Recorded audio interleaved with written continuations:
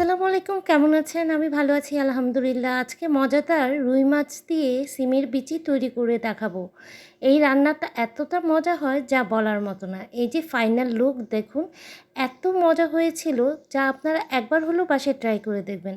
এখানে আমি সিমের বিচি নিয়েছি 200 গ্রামের মতো, আর 6 পিসের মতো একদম বাছা মাছ নিয়েছি, যেটা নাকি একটু লবণ দিয়ে আমি আধা ঘন্টার মতো ভিজিয়ে রেখেছিলাম।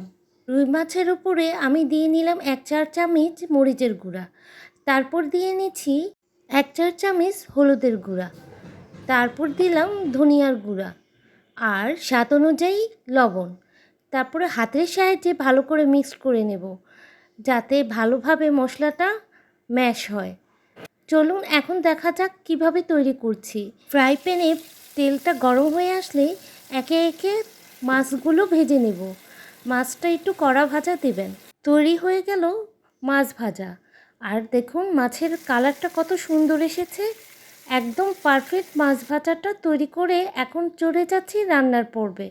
তো রান্নার জন্য আমি একটা সসপ্যানে নিয়ে নিচ্ছি তেল, তারপর দিয়ে নিলাম পেঁয়াজ কুচি। পেঁয়াজ কুচিটা ব্রাউন কালার হয়ে এসেছে। এখন দিয়ে নেব সামান্য একটু পানি, যাতে পেঁয়াজটা না পোড়া লেগে যায়।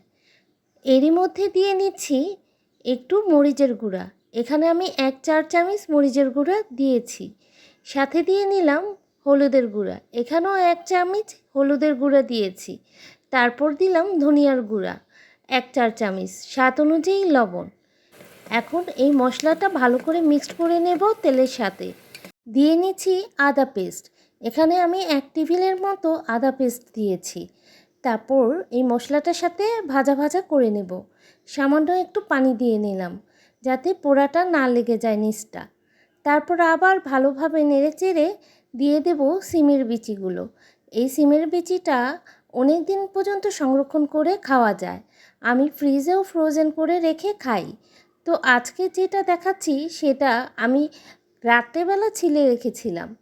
অসম্ভব মজা হয় এই মাছের দিয়ে রান্না করতে পারলে। তো দিয়ে নিলাম অল্প একটু পানি। রান্না করতে করতে কয়েকটা কথা বলবো। আমাদের মতো কন্টেন্টরা এত কষ্ট করে ভিডিও করি। আপুরা প্লিজ একটা লাইক কমেন্ট শেয়ার করবেন। আপুরা একটা সাবস্ক্রাইব করে দিবেন। আর এখন দিয়ে নিচ্ছি সামান্য পরিমাণ পানি। এই পানিটা বলক আসার সাথে সাথে দিয়ে দিচ্ছি টমেটো। এই ঝোলের মধ্যেই কিন্তু মাছগুলো দিয়ে দেব। এখন ঝোলটা শুকিয়ে আসলে একে একে মাছগুলো দিয়ে দেব ওই ঝোলের উপরে। এই যে আপনাদের একটু দেখাচ্ছি, কেননা আমি মাছটা একটু কড়া ভাজা দিয়েছিলাম, তাই একটু সামান্য পরিমাণ পানি থাকতেই আমি মাছগুলো ডুবিয়ে দিচ্ছি। আর এইটা এতটা মজা হয় যা আপনারা বাসায় একবার হলেও ট্রাই করে দেখবেন। সামান্য পরিমাণে একটু জিরা গুঁড়া দিয়ে নিলাম। মাছগুলো চামচ দিয়ে নাড়ব না, তবে ভেঙে যেতে পারে। তো আমার মাছটা রান্না হয়ে গিয়েছে। দেখুন কত সুন্দর দেখতে কালারটা হয়েছে। আর উপর দিয়ে একটু ধনিয়া পাতা কুচি দিয়ে দিচ্ছি। আর আমার ভিডিওটা যদি ভালো লেগে থাকে প্লিজ একটা লাইক কমেন্ট শেয়ার করবেন। আসসালামু আলাইকুম, সবাই ভালো থাকবেন।